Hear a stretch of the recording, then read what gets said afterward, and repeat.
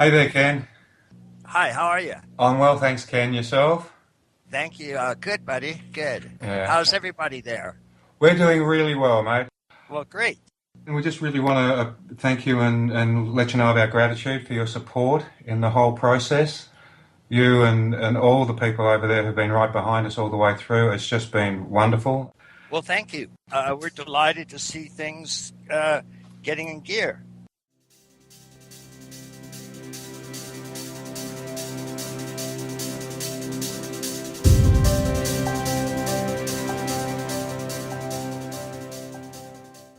First one, what was the impetus to begin a chapter of Integral Institute? Well, what we found is that I've been essentially developing a particular version of integral theory and practice, and I've been doing it for almost 30 years now. Some 25 books or so, and they've been translated into upwards of 34 languages. And so over the years, there's built up a fairly significant worldwide network of interest in integral ideas and integral practices and integral applications. Europe just had a meeting. They're getting ready for another conference. The first one had people from over 20 countries in Europe. And we find that, worldwide, that there are organizations and gatherings in Japan, of course, Australia, several countries in South America, and so on. And so as Integral Institute got created, we were constantly in touch with people overseas that were also gathering together in organizations. And originally we decided not to officially create any foreign branches of Integral Institute, simply because we couldn't really guarantee quality.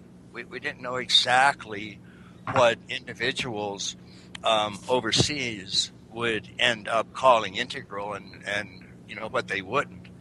But as many of these organizations continued to develop and became pretty sophisticated, we had a chance to watch them for a considerable amount of time.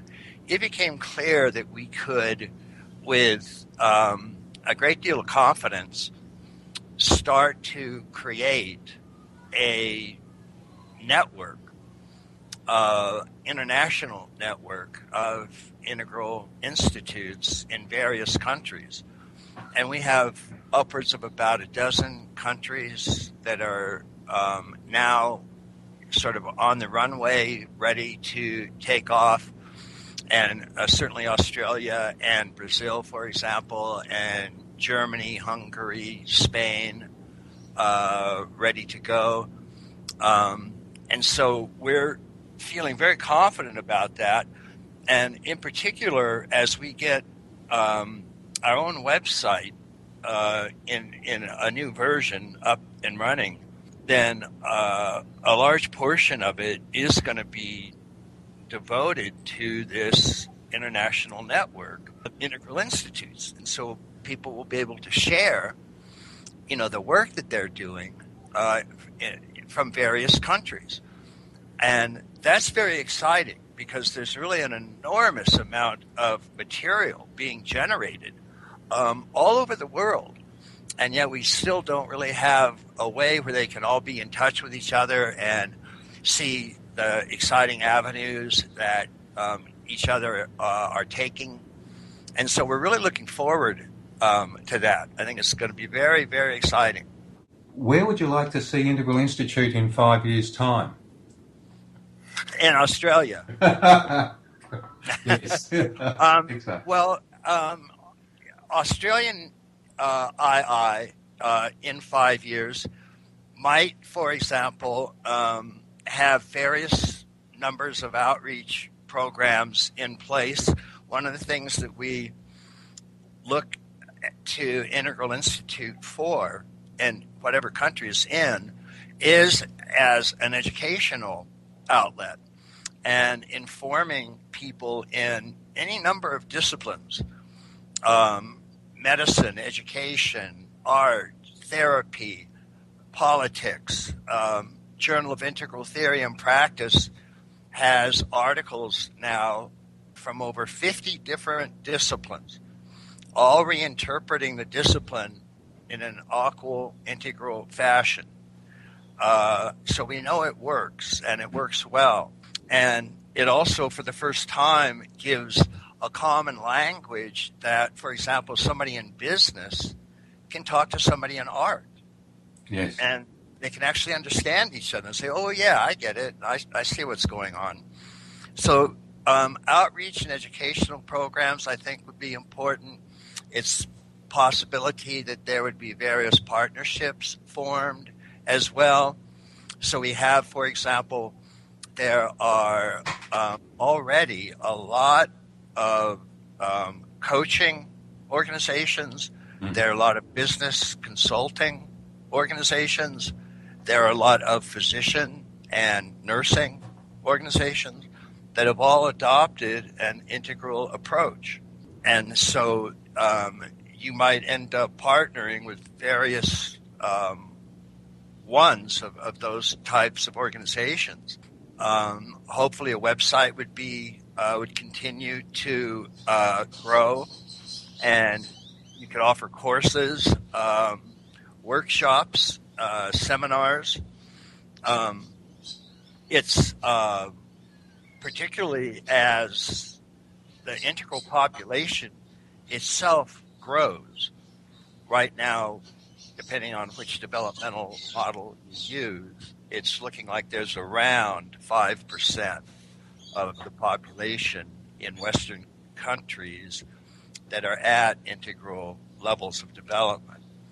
And as that continues to grow, then there's going to be more and more outlets for integral material. And more people are going to be demanding integral approaches in literally every area. So in relationships, in work, in healthcare, in wellness, in coaching, in therapy, and so on. So we're really right on the edge of an almost explosive interest worldwide. We just got an email literally today from the new woman president of Ukraine, and she's saying that she wants to reformulate the Ukraine along integral principles, and so they're looking to get in touch about that as soon as possible. And that's the type of stuff that we're seeing happening increasingly. And so it's a very exciting time to be involved in this area. And as you're saying, that sort of swell has really started to rise, hasn't it? Yeah, definitely. Have you noticed any particular way that integral plays out in the different countries and the different areas? Yeah, it's every occasion has a lower left quadrant, and the culture in various countries gives a definite tone or atmosphere that's noticeably different, just as if you were, let's say, in Germany, and then you go to some place like Italy. It's just a very different background feel to it. And sometimes sort of different contents are emphasized in various cultures as well. So in Brazil, for example, where of course they have, a great deal of the country is Amazon rainforest basin. There's a lot of interest in the integral approaches to ecology. and how we can actually environmental issues have to be based on integral principles, so they just don't stick. They don't get any traction because you're leaving something important out. And so that's a key concern for Integral Institute Brazil. Whereas in Spain, there's tends to be more of an interest in aesthetics and art, for example. In Germany, it's more almost stereotypically related to a kind of disciplined study of the material, and people take it very seriously. They also have fun with it, but there's a typical sort of a Germanic intensity to the whole thing. And Germans, of course, have a history of loving systemic approaches to knowledge, all the way back to the German idealists and before. And so they've taken to integral approaches quite avidly. And there's a lot of interest throughout the country in integral approaches. So it's just as if you were, looking at the country's cuisine, or their art, or their music styles, or their fashion styles, their intellectual styles and their spiritual styles tend to vary in that way as well. Of course, what we're looking to see all of them do is maintain the fundamental deep structures of an overall integral theory, to make sure that they're just including all of the fundamental areas and don't leave any of those out. They're, of course, more than welcome to add areas. The whole point about the integral map is that the core of it simply uses the minimal number of dimensions that can explain the most amount of reality. And so we've come up with 5 essential ones, as you know: quadrants, levels, lines, states, and types. And that covers just an enormous amount of territory. And what's just as important is those dimensions leave room for all sorts of other areas to be added. And so something that, for example, the approach to integral nursing, which there's now a quite large integral nursing movement in America. It used to be called holistic nursing. And the woman who wrote both textbooks to holistic nursing, as soon as she found the integral approach, she changed the name from holistic nursing to integral nursing. And her name, incidentally, is Barbara Dawsey. She's Larry Dawsey's wife. Many people know Larry Dawsey from his many writings. But integral nursing doesn't have a bunch of components on, for example, governance systems. It just doesn't come up in their day-to-day use of their approach to medicine and nursing and healthcare. On the other hand, governance structures don't often use the particular items that nurses do. And so you have a same fundamental deep structures, same quadrants, levels, lines, states, types, but applied to different areas and with different fields. And that's entirely appropriate. That's exactly as it should be.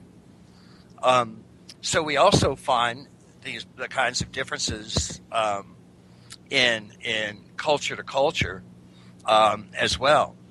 Of course, we even find differences that you can see are most fundamentally due to the actual leaders themselves.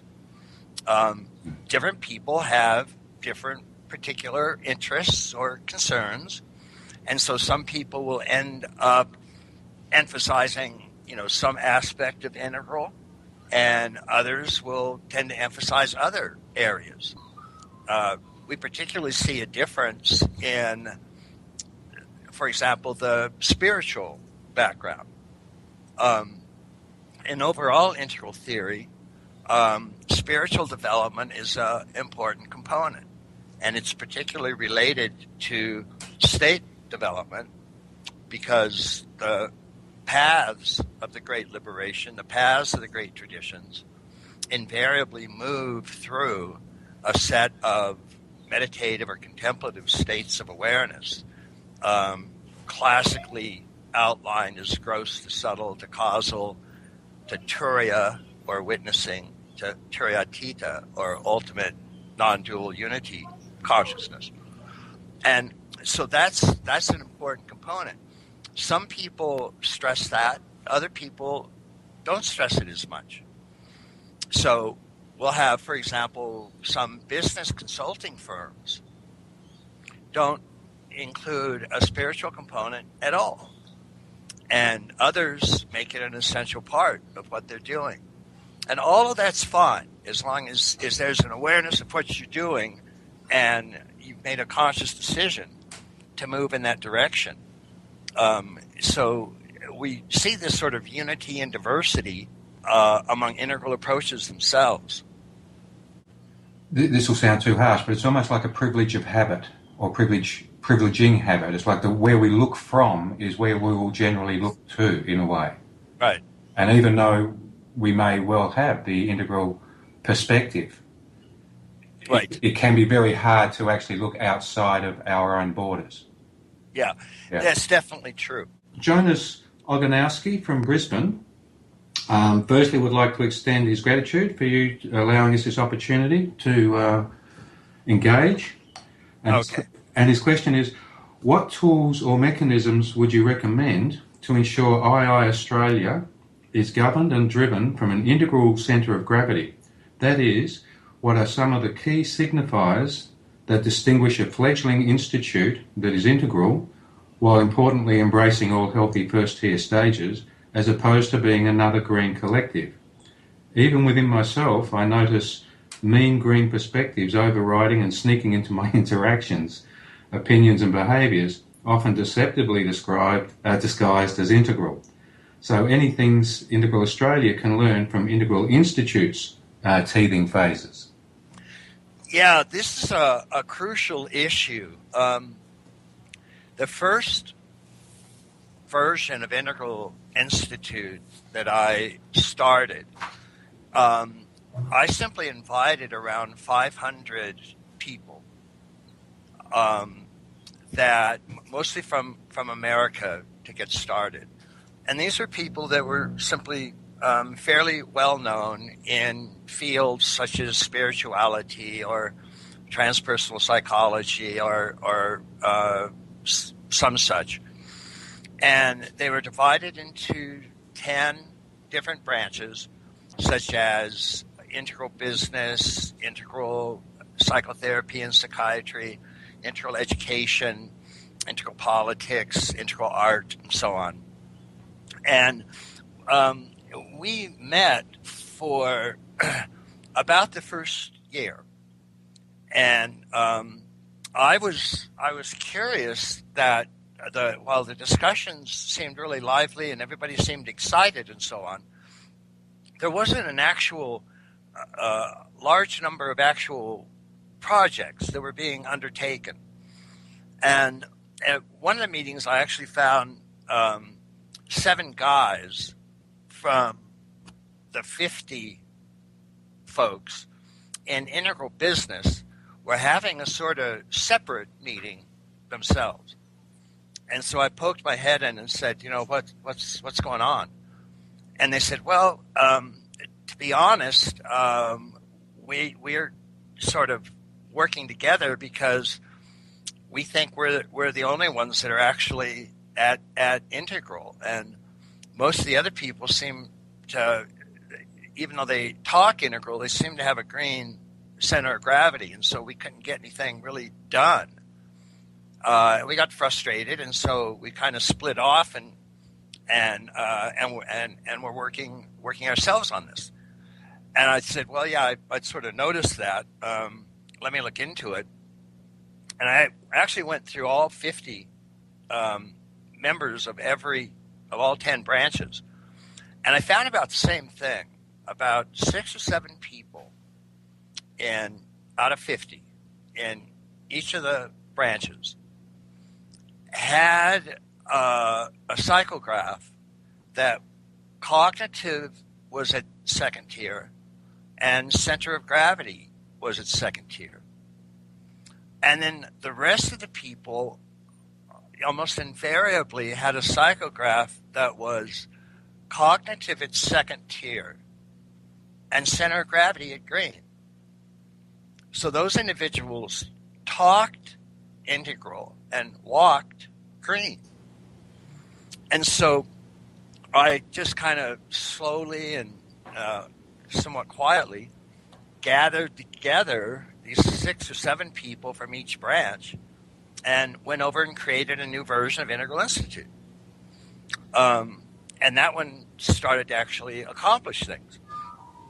And so it's a real problem because the green culture itself refers to itself as the integral culture.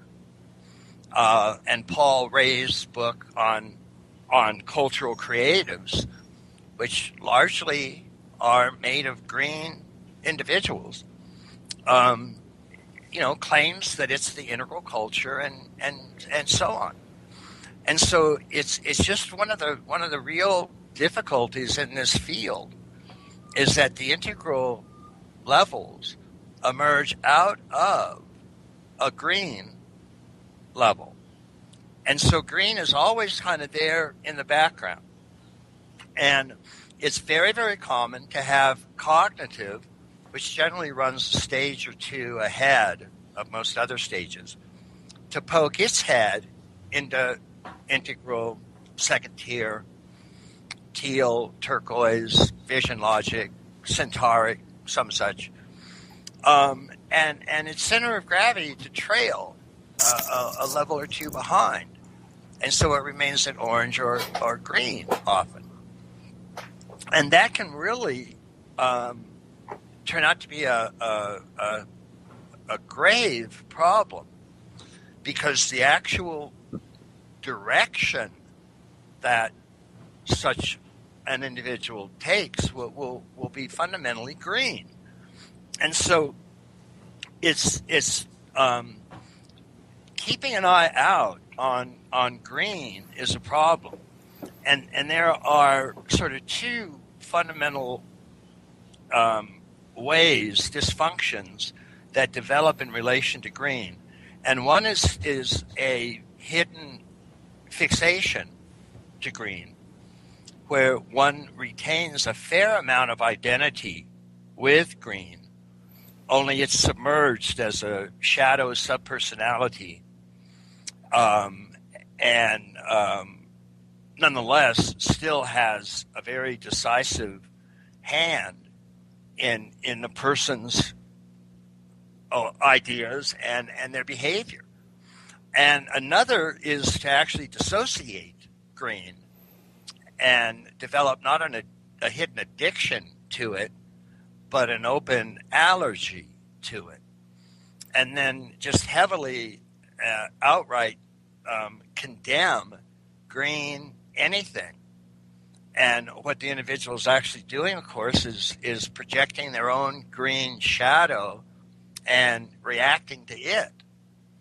And so they end up like that recent study with anti-homosexual zealots, men that spend their whole lifetime crusading against gay rights and gay activities.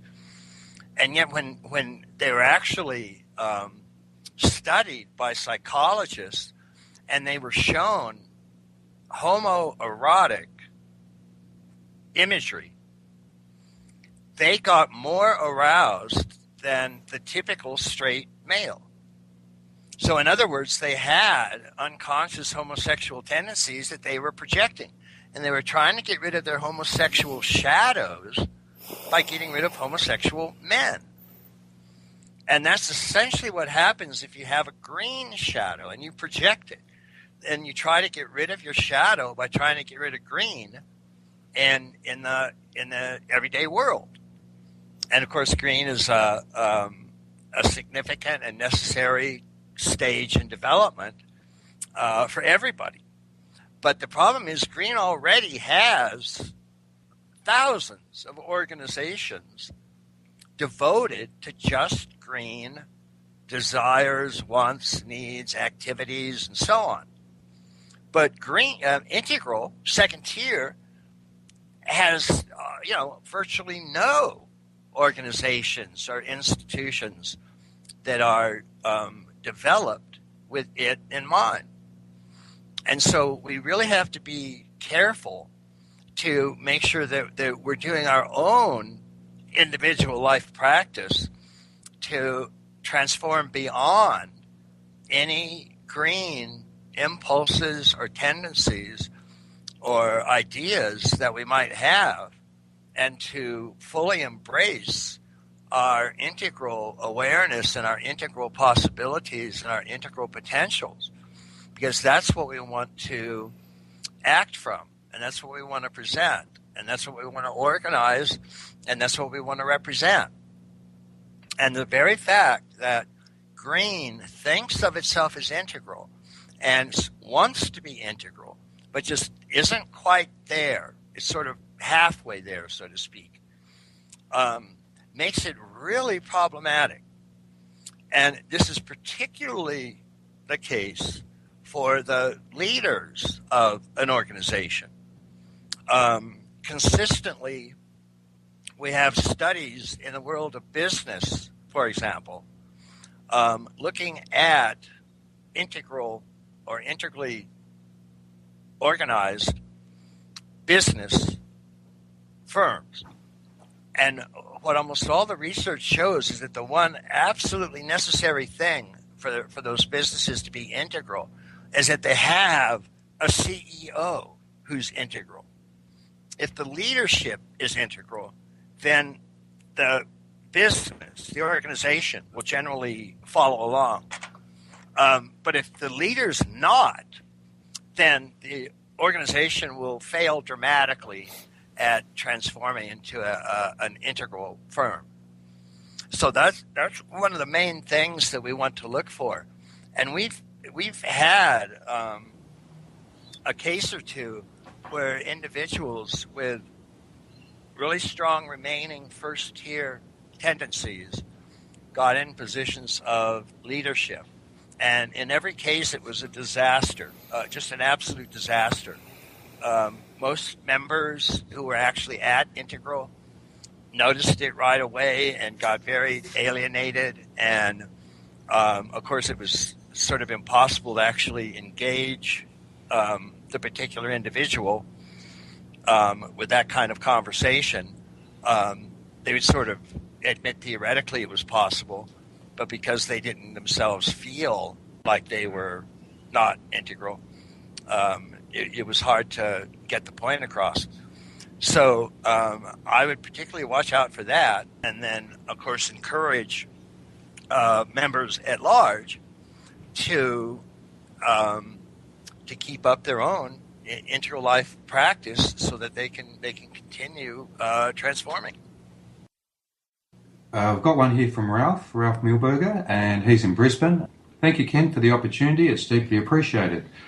One of the measures of success of your integration of vast areas of knowledge is how widely your ideas have reached, and just how many practitioners, researchers, philosophers, and folk in general population are taking the body of integral thought further from their own place of being. What are your thoughts on integral having grown up and leaving home? If it does as other children do, it will have some necessary failures to learn from, but it will have some successes beyond the parents' capability. Is it in good hands out there? What are your parting words as it waves goodbye from the camper van? Well, there's a lot of differentiation occurring, and I've encouraged that from the beginning. And several of these approaches I think are really useful and are terrific additions, and several of them I've incorporated into my own body of work, so that they're at least for some people looked at as kind of officially now true, as it were. And some others are just less satisfying. And in those cases, I find almost always that the person just isn't really that familiar with all of my work. And I'm not saying that they have to agree with my work, but if they're proposing new versions of Integral, then the only way they're going to know if they're really new is if they actually know my work. And the unfortunate thing is that there's a lot of it. And so it's usually people get in trouble because they'll read 2 or 3 books and they'll get excited. And then they'll come up with areas that they can apply these ideas to. And since those weren't covered in the 2 or 3 books they read, then they'll claim that they're making new additions. But if they actually looked at the total body of work, they would find that I covered that area in 3 other books and probably did a better job of it than they did. And only because I've been, thinking these things for 30 years. And one of the first to write books on the topic, and certainly in the main form that it's used today. Let's say, well, I've encouraged, additions and extensions and new versions and so on of Integral from the beginning.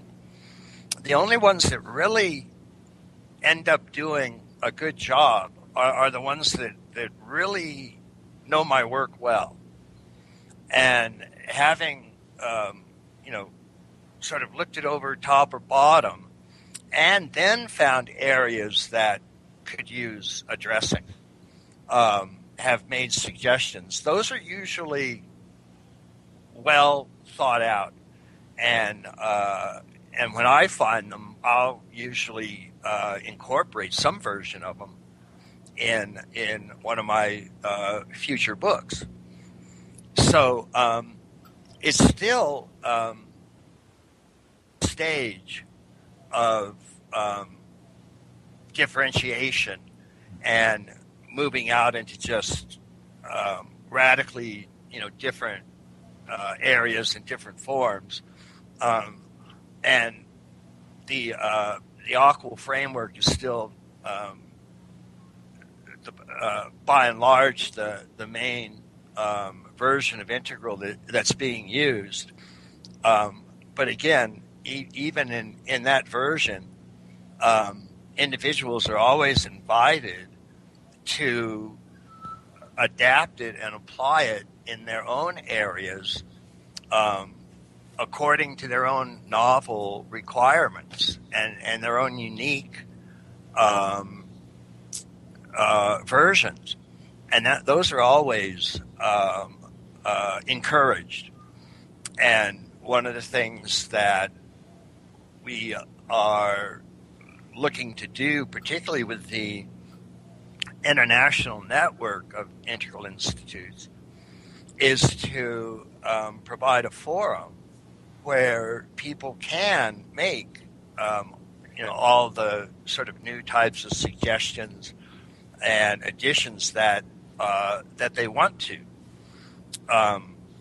So that's, like I say, still a little bit new for these to be occurring, but they are certainly starting, and we carry a fair number of extensions and new applications in the Journal of Integral Theory and Practice, and I'm sure we'll continue to do so.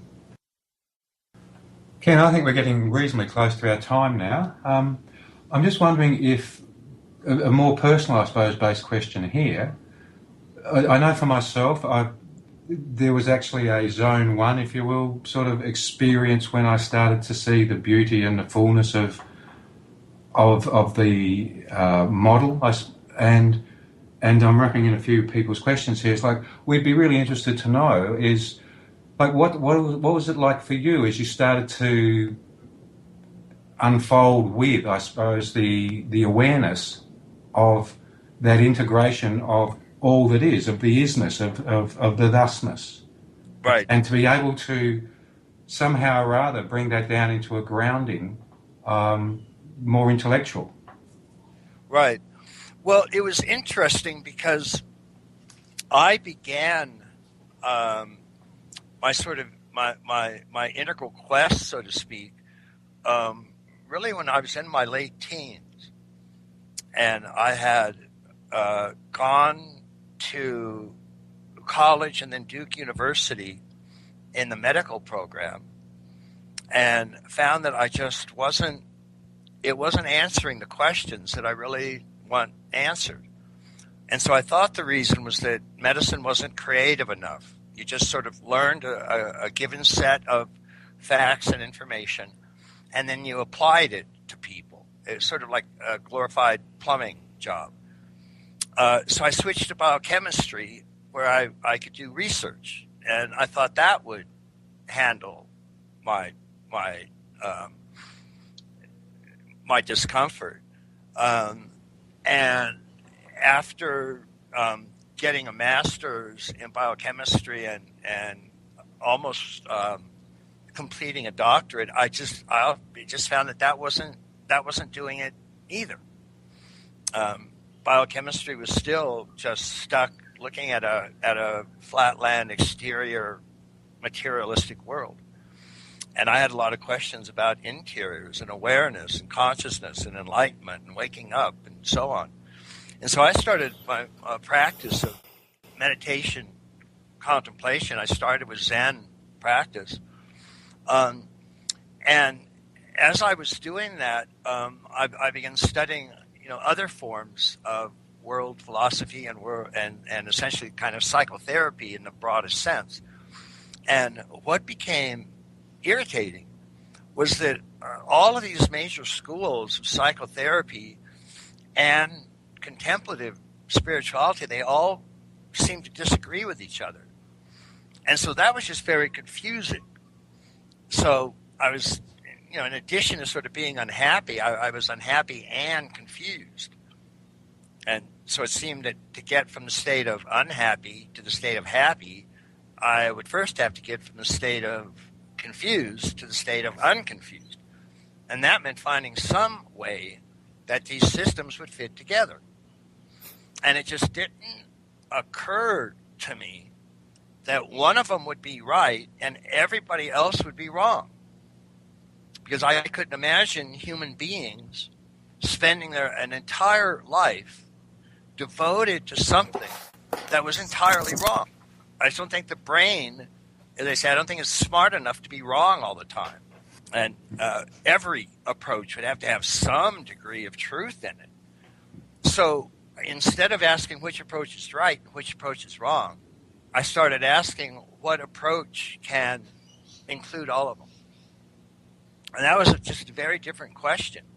And even though in Zen I was having, what would be considered enlightenment experiences, Satori experiences, Kenshos, and waking up to Big Mind, to Buddha nature, to infinite spirit, I still noticed that simply was one with whatever the mind happened to be thinking. And the mind itself could think very narrowly, or it could think much more expansively. And my awareness, my enlightenment itself would seem to get bigger or smaller, depending on what it was one with. Was it one with a very narrow world, or was it one with a very big and inclusive and comprehensive world? And if it was the latter, it actually felt like a bigger enlightenment. It felt deeper, it felt wider, it felt higher.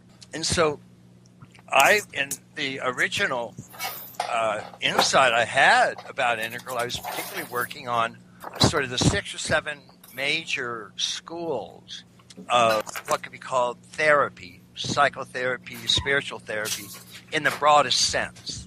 And so that was including everything from things like Gestalt and psychoanalysis and Jungian to things like Zen and Vedanta and Kashmir Shaivism and contemplative Christianity and whatnot.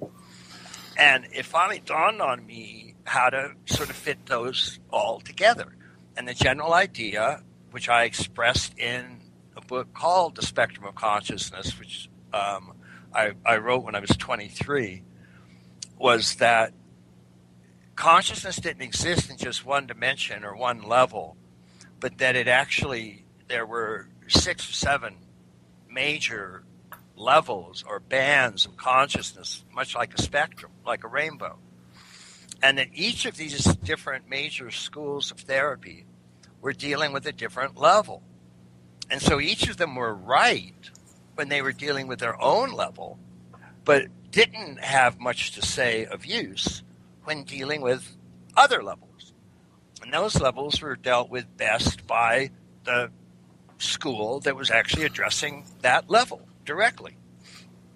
And so that was kind of the first synthesizing, integrating approach that I had, an insight that I had. And looking back on it, we would see that was essentially what we now would call the upper left quadrant. And so I just kept expanding that integral approach. And I next went and wrote a book on anthropology and human development going back about 1 million years. And that was called Up From Eden. And right alongside of that, I was doing expanding into developmental psychology and actually looking at the development of these levels, and that was called the Atman Project. And then I went on and expanded into philosophy with IIA, and then sociology with the sociable God, and I just kept adding quadrants and dimensions and states and types and so on. And so the scheme just kind of kept growing and growing. And finally, by around sex, ecology, spirituality, it seemed that I had a scheme that no matter which new field I went into, the scheme had the basic elements that were necessary to approach that field in an integral way.